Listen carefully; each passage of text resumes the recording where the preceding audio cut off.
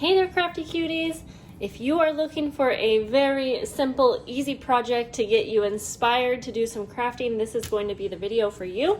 We're making some layered heart embellishments today. They're going to be so simple. You can just go ahead and grab whatever you have in your stash. I would recommend if you were making these for more of a Valentine's, you can cut out heart shapes or you can grab some heart foam stickers. I got these at the Dollar Tree. There are a ton. You don't have to do heart shapes. That's just what I'm doing, and it will just be a simple way to get started. So I have some washi tape, some ribbons, some little word stickers from Tim Holtz, and I have a couple paper pads if I wanted to use some scrap paper. So let's just go ahead, and I'm actually going to grab some of this. I think I'll use some paper for like the base of my embellishment. I always like to have some type of idea in mind for how can I use these embellishments, because while it's fun to make embellishments, personally I like to make things that have some kind of a purpose. So today I'm just going to be making the layered embellishment part, but in the next video I'm going to be sticking these on like some little doily envelopes or some little cards that I got from the Dollar Tree to make tuck spots in a journal. But of course you can do whatever you want with yours. So I'm just gonna tear some paper here in kind of a rectangle shape. And I'll probably get some ink out at the end. Let's see here. I'm gonna start off with a white one actually, a white heart if you can see that. And the nice thing, since these are stickers, you can just peel this off, although I don't want the back to be sticky, so I think let's just go ahead and do this for now. I'm going to take some of this tulle. This is a nice little thing to have for layering. You could also use something like cheesecloth or something that is somewhat see-through. And I'm just going to cut some of this off. I'm going to actually tear this. Just a little piece like that. It has some sparkle in it, and I'm going to put that down there. I'm going to layer that on top. I wish I had my gold thread, but I don't.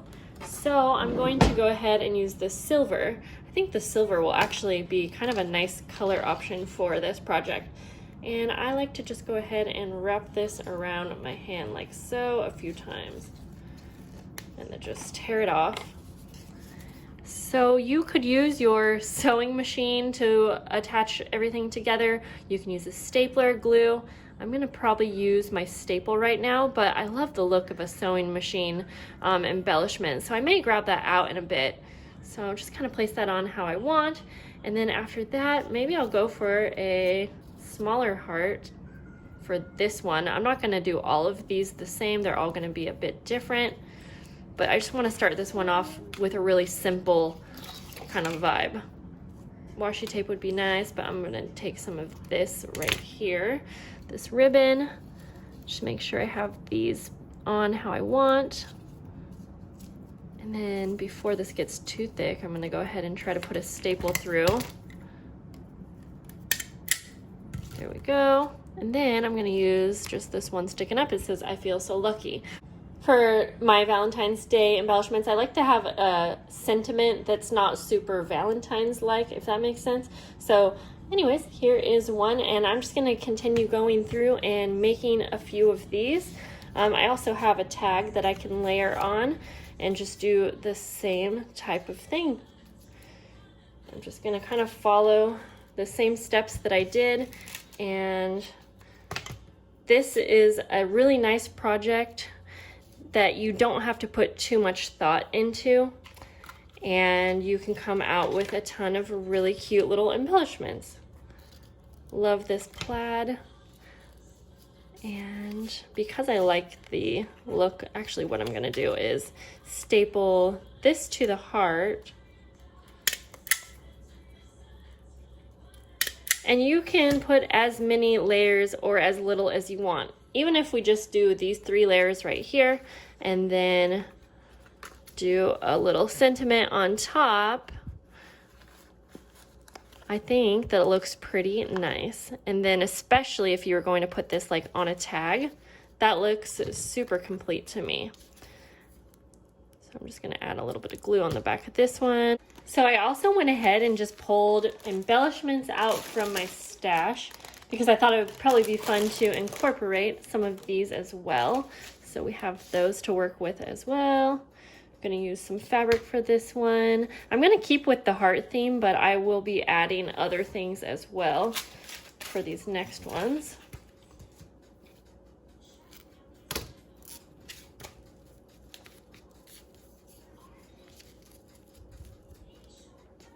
Let's see. That would look nice. Maybe we'll go like this.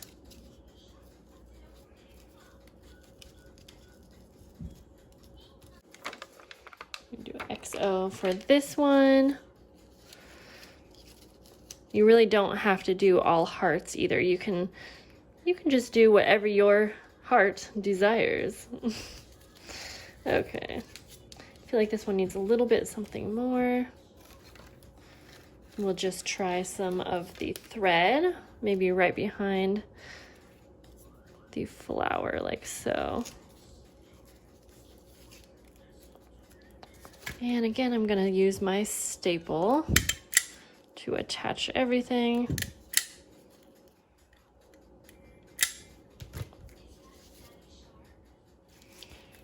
Let's see for this one. Gonna do some paper again. Behind like so. Ooh, that's kind of cute. Is that cute? Is that too much? We'll go with it. And I feel like I just can't skip out on the tulle because I feel like it is an essential look in what I am kind of going for. But I'm really liking these Tim Holtz word stickers. Let's see.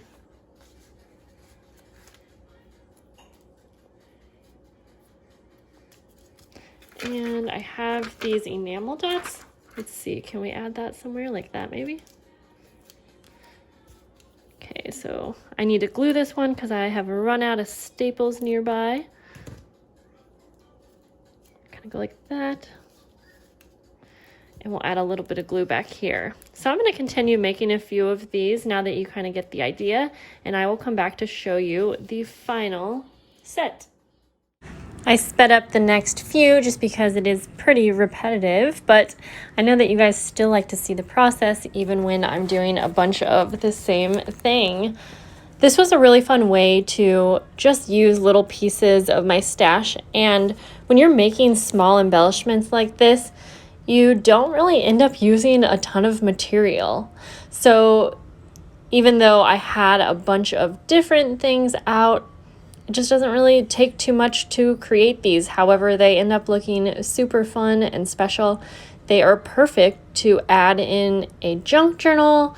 You can add them on top of pockets, create them into a little tuck spot, or you can add them in Happy Mail. That's what I did with mine. I actually sent these out to the patrons for January mail so that they would hopefully have them in time to use them for Valentine's Day. And I've been having so much fun with my Patreon. I know I've been talking about it a little bit here and there. I don't want to be too annoying and repetitive, but I do want you to know it is a fun little club like perk that I have going on. And all of the patrons that are $6 and up do receive monthly Happy Mail. So it's been super fun. Just a quick little tip, if you don't have these exact die cuts or floral die cuts, you can use maybe some type of a floral book. I'm going to go through and see if I can find something that might work. I have other pages in here as well, but I feel like I want to try to find something that's like romantic, something small. And we're back to the voiceover. So once I'm done cutting this out, I'm going to make a few more embellishments with you guys. And I also pulled out my sewing machine. I get a lot of questions about sewing on paper. So I thought I would leave this clip in, or actually a few clips. So I'm creating another layered embellishment. I loved using these little labels that I had, but also these foam stickers made this project really fun. I pulled out some of my inks and I found that inking up the edges of the white hearts made those stand out a lot more. I'm doing this voiceover in my son's room where the guinea pigs are, so you might hear some squeaking of the guinea pigs and some squeaking of my little baby girl. But I do have a few tips for using the sewing machine on paper. Did I already say that? I feel like I might have, but let's just go with it. So a lot of people ask what the tension is set at on my sewing machine, and I never really mess around with my tension. I always keep it at like right in the middle. I think it's around 2.5. I also don't use a special needle, and I really don't change out my needle very often. I use the Brother Project Runway sewing machine. And I do have a full review on this sewing machine a couple years back when I had bought it. So many people ended up getting one as well. And so now I know a lot of people use this sewing machine on paper, and I've never heard of any of those people having issues. This sewing machine was around $100 for me. I think the price has gone up a tiny bit, but not too much. And so I highly recommend it. The one thing that I will say I think is important if you're using your sewing machine on paper is to make sure and just clean it. And I use just a little brush and I just dust it every so often because it does acquire some dust from using paper. I've also had people ask me if it's okay to go back and forth between using it on paper and fabric. A lot of people seem to think that you have to have one sewing machine for fabric and one for paper, but if you're using it in the realm of crafting, I have had no issues using it for both. Well, here are the final embellishments. Again, if you want more information on my Patreon account, I will have it linked below. You can go check out all of the perks. And I love you guys, and I'll see you later. Bye.